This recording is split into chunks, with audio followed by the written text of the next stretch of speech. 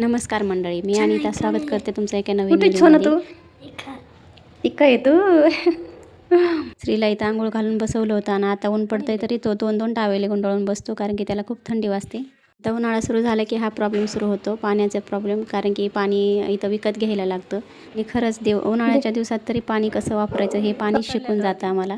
अभ्यास करायला चल म्हटलं म्हणे अगोदर कॅरम खेळू, तर मी नाही गेले, तो स्वतः उचलून आणत होता. शेवटी त्याचंच ऐकावं लागतं. त्यानंतर इथं टँकरसुद्धा आला होता, त्यानं पाणी भरलं आणि वॉटर टँकर.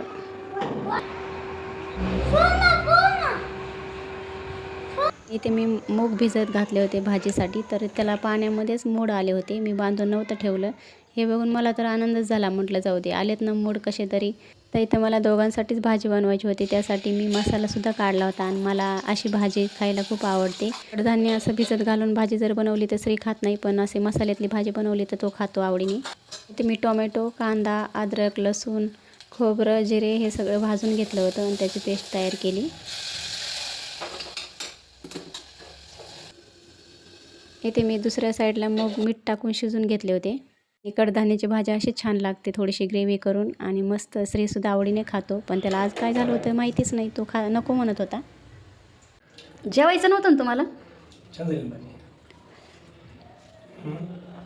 भाजी छान झाली म्हणून जेवत असत का?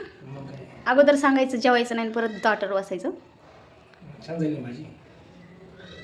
तुला रे, तुला जेवायचं की नाही म्हणून जेवायचे का? तर इथंच व्हिडिओ संपवते. व्हिडिओ बघितल्याबद्दल धन्यवाद. व्हिडिओ आवडल्यास लाईक, चॅनलला सबस्क्राईब करायला विसरू नका.